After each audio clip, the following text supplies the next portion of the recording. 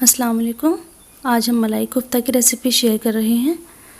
तो इसके लिए हमने सबसे पहले कुछ खड़े गरम मसाले लिए हैं। यहाँ मैंने 5 से 6 ग्रीन कार्डमम यानी हरी इलायची, 1 बे लीफ यानी तेज़पत्ता और 4 से 5 लौंग, आधा चम्मच काली मिर्च, 1 सिनेमन स्टिक और आधा चम्मच ज़ीरा और 2 ब्लैक कार्डमम यानी बड़ी इलायची ली हैं।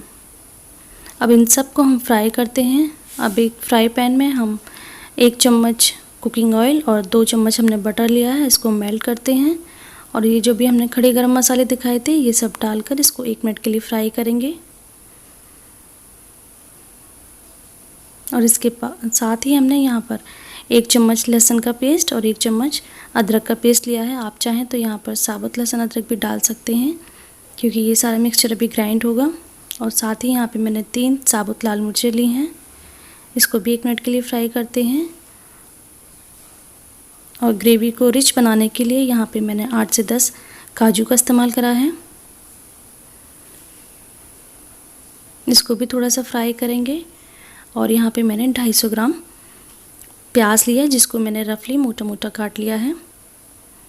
यहाँ पे मैं 250 ग्राम पनीर के कोफ्ते बना रही हूँ, तो प्याज भी मैंने 250 ग्राम लिए है। इसको थोड़ा सा कवर करके कुक करेंगे जिससे कि प्याज सॉफ्ट हो जाए। अब यहाँ पे मैंने 250 ग्राम ही यानी 250 ग्राम टमाटर लिए हैं, इनको भी मोटा मोटा काट लिया है। इसको भी हल्का सा हम फ्राई करते हैं।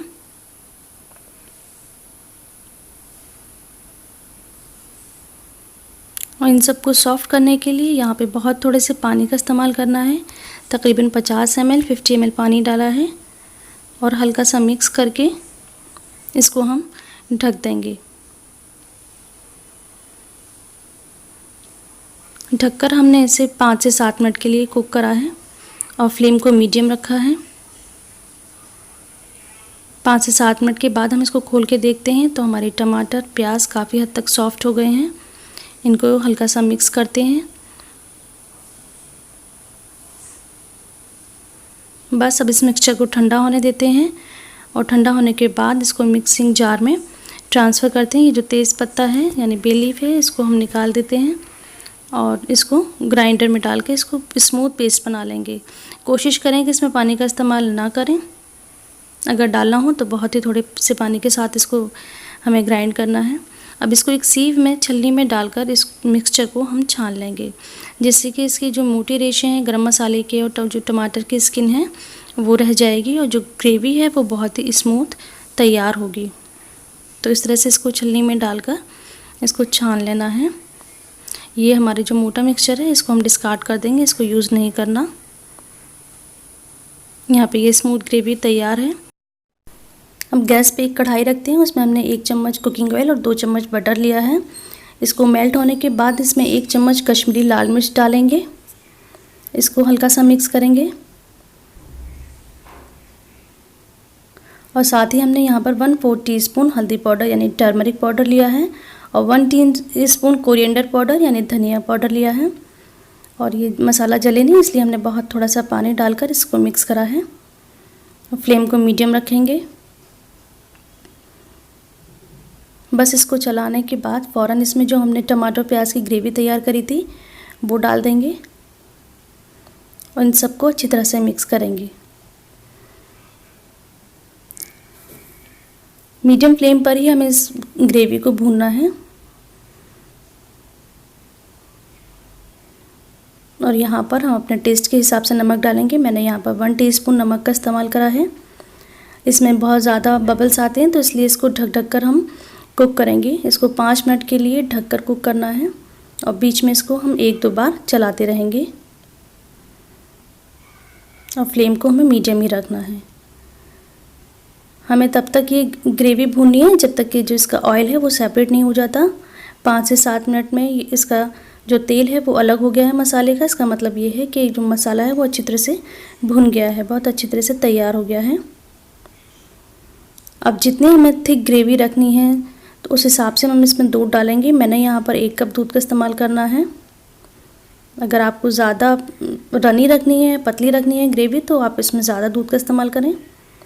दूध डालकर इसको अच्छी तरह से मिक्स करेंगे।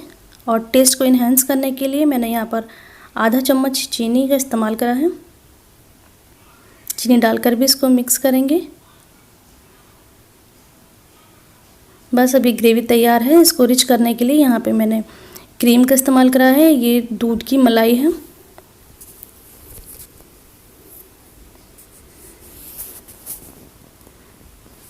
क्रीम डालकर इसको अच्छी तरह से मिक्स कर लेंगे। अब ग्रेवी बिल्कुल तैयार है। यहाँ गैस को बंद कर देते हैं।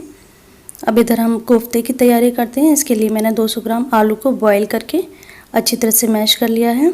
यहाँ मैंने ग्रेट करा है इसको।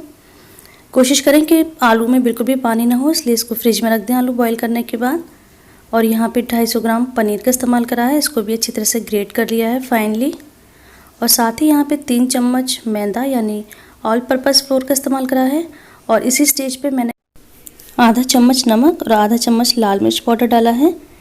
इन सभी चीज़ों को अच्छी तरह से मिक्स करेंगे।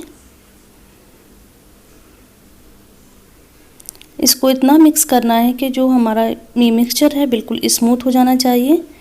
तो अब पहले प्लेट में इसको रखकर हम इस तरह से मिक्स करेंगे हथेली से कि ये एकदम चिकना हो जाए।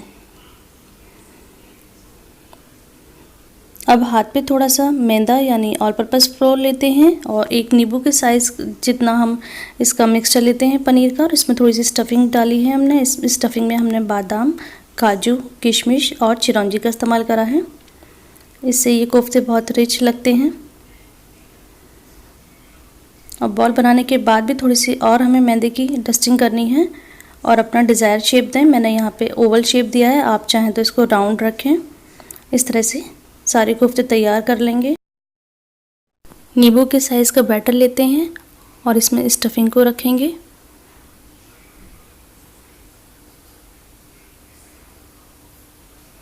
अब इसको बंद करेंगे और इसको शेप देंगे। शेप देने के बाद हाथ में थोड़ी सी मैदा लगाते हैं।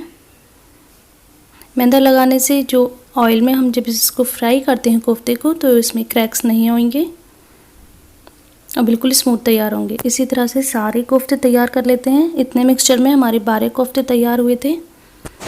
अब एक फ्राई पैन में हम ऑयल गरम करते हैं और इसमें मीडियम फ्लेम पर इन कोफ्तों को फ्राई करते हैं। इनके ऊपर हम तेल डालेंगे जिससे कि चारों तरफ एक सा कलर आए और इनको पलट पलट कर हम फ्राई करते रहेंगे। 1 से 2 मिनट में ये फ्राई हो जाते हैं। बहुत ज़्यादा फ्राई करने की इनको ज़रूरत नहीं है।